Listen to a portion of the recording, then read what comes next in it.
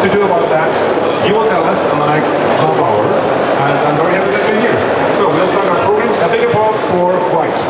Thank you. Thanks, everybody. So today we're going to talk about how to leverage first-party data in a cookieless world. So what will you take home today? Today you're going to have an in-depth look at one of the most important topics affecting how brands interact with their customers in 2023. You're going to understand why first-party data is more valuable today than ever before, and how you can leverage first-party data to increase the sales for your brands. So who am I? My name is Wyatt. I'm an American living in Italy since 2009. I'm a communications agency owner, and by trade, I am a project manager. This is my agency, Velo Media. We focus mainly on cycling brands, exclusively on cycling brands, but our work is around results only, and we also provide bespoke services. What we do specifically is we help brands with their B2C sales, so campaigns, performance marketing, e-commerce. These are the areas that we focus on mainly, and this is why we kind of came to this conclusion that first-party data is so important, because we're seeing this in the data day in and day out. Here are some of our client partners. As you can see, we work a lot in Italy as well as in Germany, but we are cycling focused, cycling specific.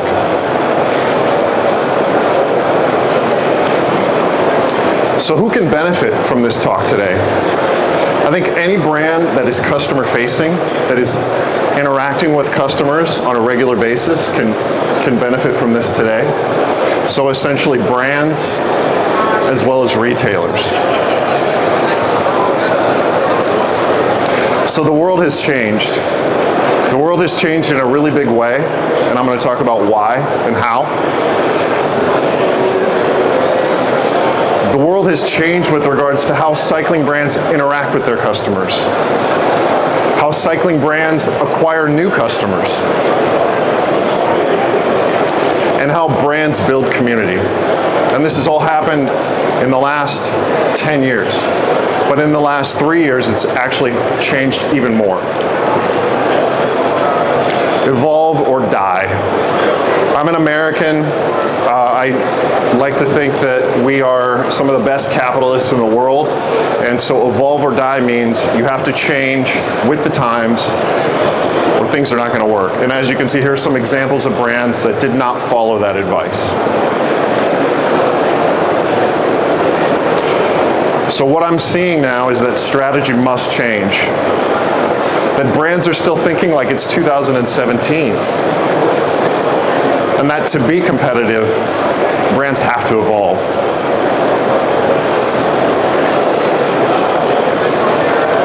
So how did we get here? How did we get to the point where we must change?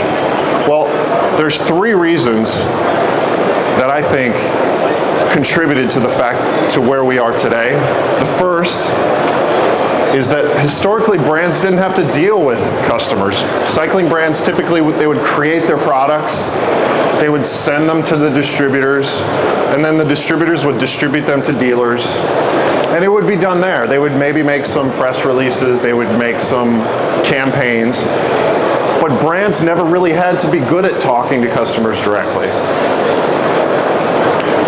The bike shops took care of this. The second reason why we're here today is that there are new privacy regulations that I know that a lot of brands in the last 10 years have begun communicating on social media, that they've begun with e-commerce, but even that has changed in the last 3 years with the new privacy regulations that came into effect. iOS 14.5 has made it harder for us to send personalized ads on Facebook. GDPR has made it harder for us to collect data.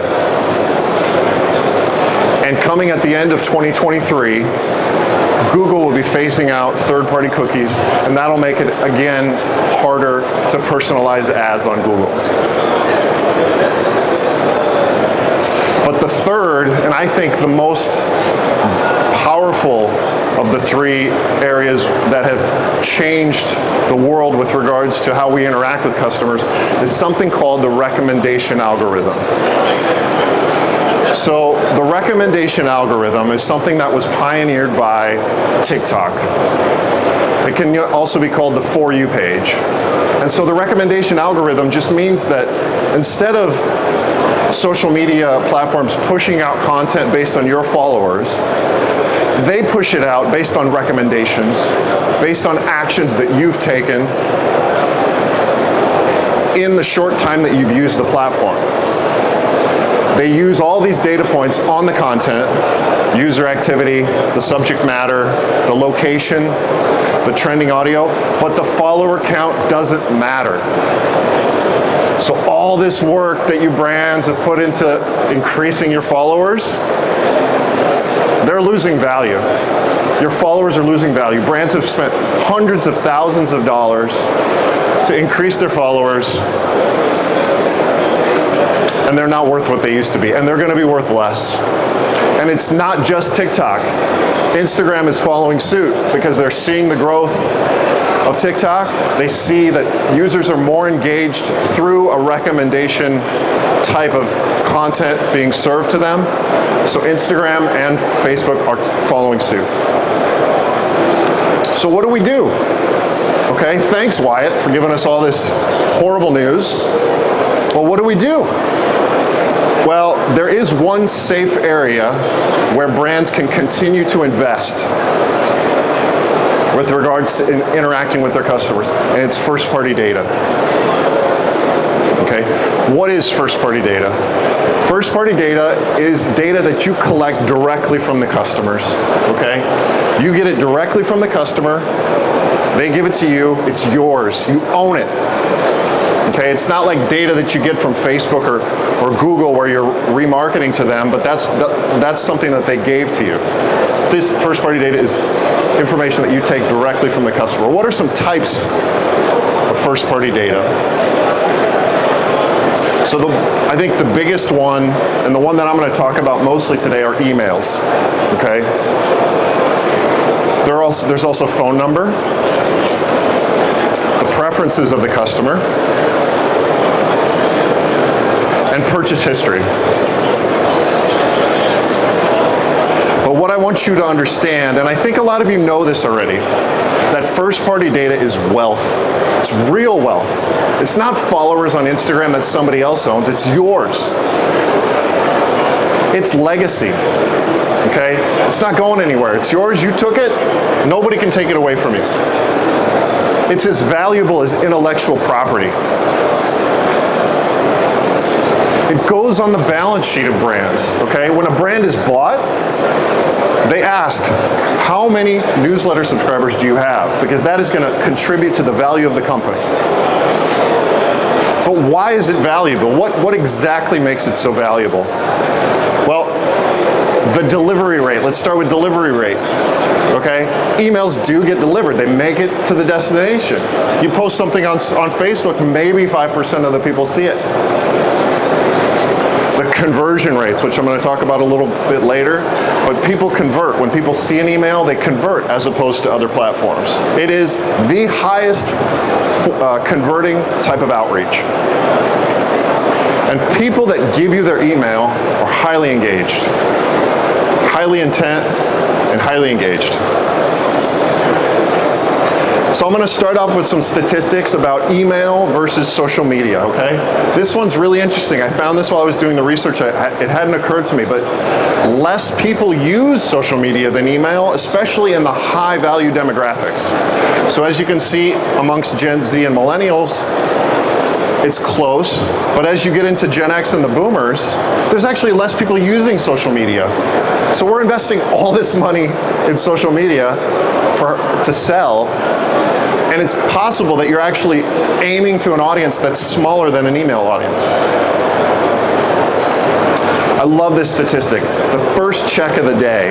The first check of the day. You wake up in the morning, you grab your phone, you're in bed, you grab your phone, you look at your phone. 60% of people, the first check of the day is email, okay? So people they're right there, they're into it. Placement rate, okay?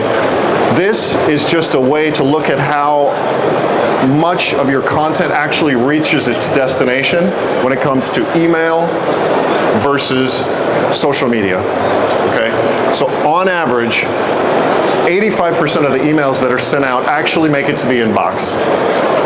With social media, it's only 10% across all the platforms. Engagement rate, this is really powerful. So across all Instagram, Twitter, and Facebook, around 0.6% of content gets engaged with, liked, commented. Whereas with regards to emails, 22.8% of emails actually have engagement on them. And the click-through rate is 3.7%. So as you can see, the difference in people that are actually engaging with the post is huge. So now let's get into the technical part of this. How to collect first-party data. This is the hard part, I'm not gonna lie. This is not easy, okay? This requires work, but there are ways to do it. And when you're collecting first-party data, you have to understand there needs to be reciprocation. People know that their data is worth something, and they're not just gonna give it to you. They know that those emails are gonna come, and so you have to have a give and take mentality when it comes to doing this. So I'm going to talk about three of the main ways that I think that first-party data can be collected. And none of them are very new, but there is one that I think you'll kind of be interested in seeing for the first time. So the first is website, then events, and then something that I want to call omni-channel. So with the website, as you know, and I'm sure you've all seen, the pop-up, right? The pop-up works. Put a pop-up on your website, provide some fields, people sign up, maybe you'll get 20, 30 emails a week, but you have to do it. It has to be done, and you have to be diligent about it. Now we're getting into the give and take. If you have an e-commerce platform, I'm sure you've probably seen it, the voucher, okay? I recommend this. This is a really effective way to collect first-party data, especially if you have an e-commerce site. This example here, 10% voucher, it arrives in your inbox, and you're also getting a new customer. I'm sure you've all seen the thousands of pop-ups on every site out there. There's a reason for that. The news ticker. I really like this one. It's at the top of the website. It follows you everywhere you go. It's always there. It's called the news ticker. And so what you can do is, in this case here, you can put a small call to action with an active link that takes you to a page which will then let you sign up. And the last example is a customized pop-up. So in this case, this is from Northwave. What they did is they're saying, provide your data, provide us your birthday, and we'll send you a birthday present. It's a little more personal, and I think a little bit more interesting rather than just a regular voucher. Events, okay, I'm sure you've all seen at the events, people that are giving out merchandise. This is important, but this is also one of those boring tasks that you have to be consistent, you have to be diligent about doing it. Because this is grunt work, this is boring work, this is not fun, but you have to do it because as the years go by, the time goes by, and collecting this data, you have to do it at all these events. So I recommend for events, again, reciprocation. So to give you some ideas, I've been to a lot of events, I've worked with a lot of different brands. I'm just going to give you some ideas on what works in terms of merchandise. Because typically you do have to give something, otherwise people aren't just going to give you their email. And it's also a way to kind of spread the word about your brand. So one is a water bottle. You can go to Elite in Italy or Tax, and you can have a custom water bottle. I think they're about between $2 and $3. cycling cap. These work really good, especially for this industry. People put them on, they'll wear them around, and so you can get some visibility for your brand. Musettes. Musettes are great. They're little tote bags, the ones that you see in cycling races where at the food stops for cycling races. You can get those customized. There's a lot of producers where you can get customized musettes as well for about $2 to $3. And a voucher. So if you set up a simple email automation on your email system, you can have a voucher delivered automatically if you have an iPad at the event. So the third topic, which I think is the one that's the most interesting for everyone here, has to do with omnichannel. So I'm going to set the tone here with 80% of brand sales come from offline or marketplaces, right? 80% of your sales, sometimes 90, sometimes more, come from offline. That's 80% of your customers. You have no idea who they are. They have your product, they take it home, they use it, you don't know who they are. So what do? How do we get data from those people? How do we get those people to somehow show us that they're our customer? They have your product, they use your product. How are we going to do that? And I've been thinking about this, and I've been working with brands on this for a few years now. And there is one thing that I'm seeing, and that not in cycling but in other sectors, that they're moving towards that seems to be the solution, and it's called omnichannel. Okay? We need to get into a mentality where those products, for some reason, have to be a gateway to your website. They have to be, because this is your customer. You want to create a relationship with this customer. We spend all this money developing products, building products, sending them out, and then we just let some reseller handle the rest. Okay, this is the entire topic kind of summarized into one moment here. So how do we get customers to give their data to your website so that you close the loop and you can enter in that digital relationship with them? And the way that I see it, and I'm seeing it working, is through product registration. Okay, product registration, but more specifically through warranty. So through warranty, back to the reciprocation, through warranty, through a registration of your warranty, you're giving them peace of mind. You're letting them know, if anything happens, it's okay, we're here. Here's your certificate of warranty.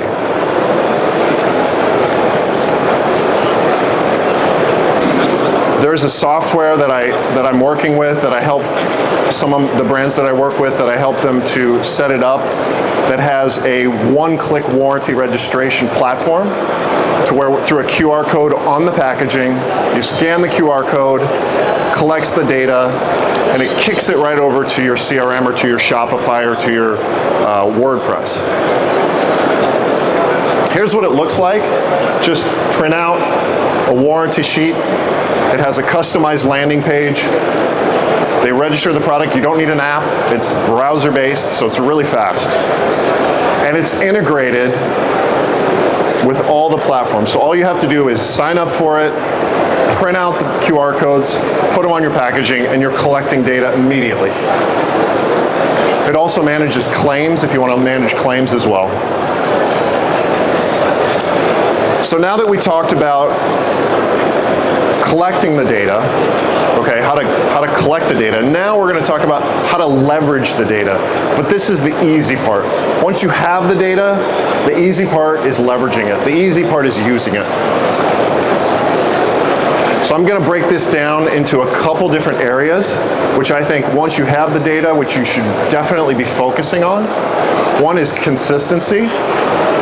The first is consistency. The second is to think about personalization. And the third is promotions. So these three areas I think we need to be focusing on if we're going to be effective in leveraging the first-party data. So first, consistency. I see brands, big brands, that don't send more than one email a quarter. Okay? You have this data. You have to be using it. And again, this goes back to the boring work. This is boring work. People don't see the effect of it, but you have to do it. These are impressions. People are opening these emails. Okay, it's getting out there. At least 2 emails per month. Okay, you got to talk to your team. You got to find a way to get out there. And if you're worried about what to talk about, I don't know what to tell you, because there's always something to talk about. Okay, personalization. So when you're collecting the data, you also want to think about how to personalize this, because you're going to have people that are into mountain biking, you're going to have people that are into road biking, you're going to have men, you're going to have women. So you need to make sure that when you're collecting this data that you keep a segmentation concept, a personalization concept in mind. Okay? Because providing a tailored experience is 80% more chance of purchase. Again, with the personalization, the segmentation, again, like I said, segmented campaigns provide 760% more revenue than standard blanket campaigns. And now we're into the dreaded promotions topic. I know promotions in the bicycle industry is a really nasty topic. It's a touchy subject. But I have to tell you, in all my experience, promotions work. They really work. Okay, promotions influence purchasing twice as much as unique to scarcity. In America, 62% of apparel shoppers wait for promos. And a customer is twice as likely to buy with a 20% discount rather than a full-priced item. Okay, I'm sorry that it's this way, but it is this way, and so this is the data, it doesn't lie. So, in conclusion here, kind of wrapping up before we get to the Q&A, the world has changed, like we said, the world has changed and brands must evolve. Okay? Social media is much harder to use. The reach of social media is actually losing value. Invest in an email, invest in first-party data, and it's not going to be easy.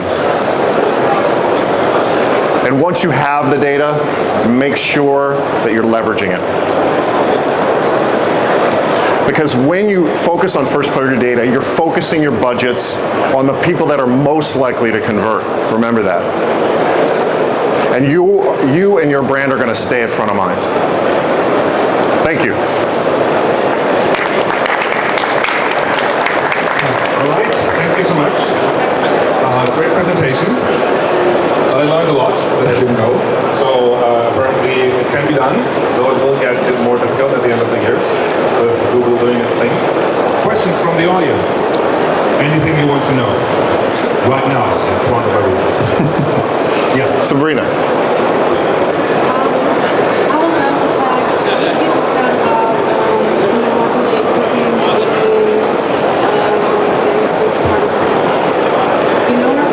Yes, of course. You're not direct to consumer. Exactly. So what other options are there to stay on with the So for a company that's, she asked, for a company that's not selling online, how can they provide some sort of incentive? So what I've seen is you can work with your resellers. So you can provide vouchers from resellers, you can provide partnerships with resellers, or you can also provide contests.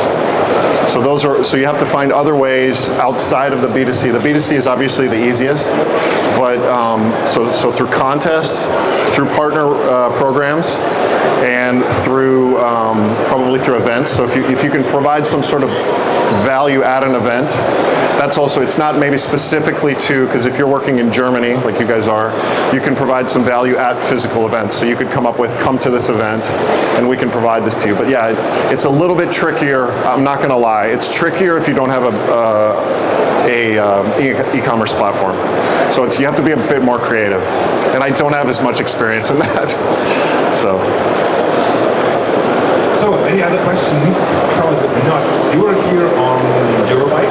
I am. You will stay today. Do you have a booth? No, we don't, but